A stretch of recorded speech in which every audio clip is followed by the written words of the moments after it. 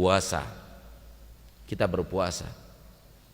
Namun ketika kita berpuasa, ketika ditanya orang puasa, kita katakan ya dan ingin dipuji oleh orang itu, Allah batalkan pahala sholat, pahala puasanya.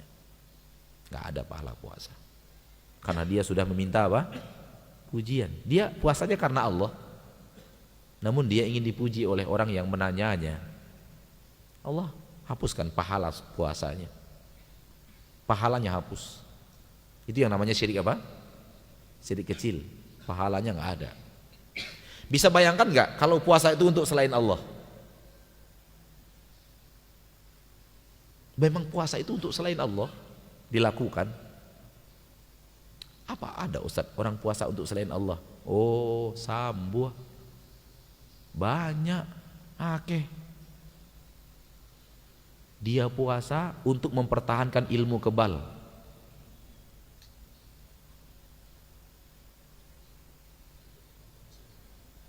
Apa?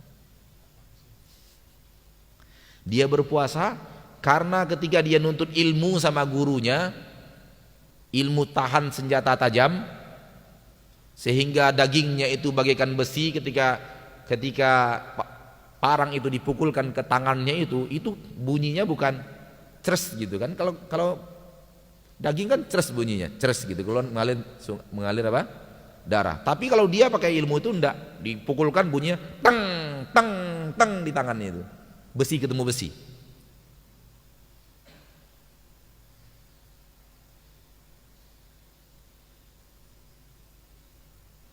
Dan gurunya itu katanya pakai jubah, jenggotnya segini, rajin tahajud gurunya. Kata gurunya, setelah dipelajari ilmu itu, ilmu ini, baca zikir ini, baca zikir itu, la ilaha illallah 5555. Kata gurunya, syarat ilmu ini bertahan, kamu harus puasa terus Senin dan Kamis. Maka dia puasa terus Senin dan Kamis. Untuk itu syirik besar, bukan kecil.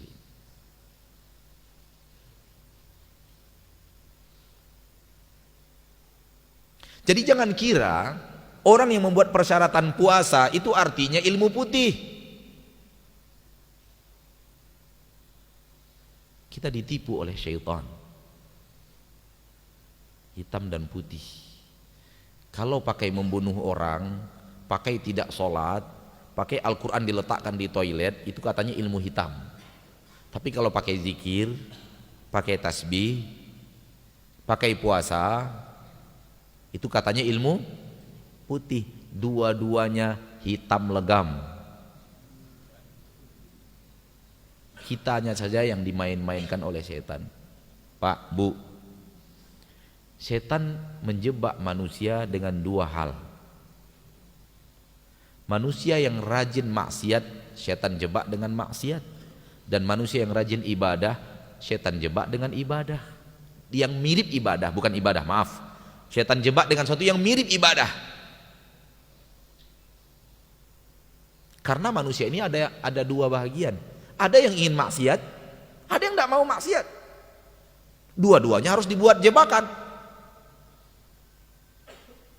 Ada orang yang benci maksiat, maunya zikir, dijebak pakai sesuatu yang seperti zikir padahal bukan zikir. Baca 5555 la ilaha illallah Jumat Kliwon. Supaya begini. Dia baca itu. Ini pasti bukan dari Nabi. Nabi nggak kenal Jumat Kliwon itu apa. Ya? Ada Jumat Kliwon di zaman Nabi? Nggak ada. Itunya saya sudah menunjukkan bahwa ini nggak dari Nabi, ini zikir ini. Ditambah jumlahnya yang 5555. Nabi nggak pernah ajarkan 5555. Dari mana datangnya 5 ini? Jadi dijebak dengan sesuatu yang mirip dengan ibadah, tapi itu bukan ibadah. Lalu beraneka ragam ini. Cara bernafasnya begini, cara bernafasnya begini. Kan belum lama ini marak itu, zikir anfas. Zikir nafas, ucapkan begini, cara menarik nafasnya begini. Nanti kalau sudah benar carikan nafasnya dengan zikirnya, itu katanya ada rasa. Ada rasa yang kita rasakan. Ada ustadz yang sebel, dia tanya, ada nggak rasa stroberi katanya. Sebel untuk mendengar anak muda ceramahi dia. Udah tua bapak itu, jenggotnya sudah segini, lalang buana di dunia dakwah. Datang anak muda mengajarkan dia zikir anfas. Begitu sampai kepada keterangan nanti ada rasanya, langsung saya itu bilang, rasa stroberi ada nggak? Marah pemuda itu.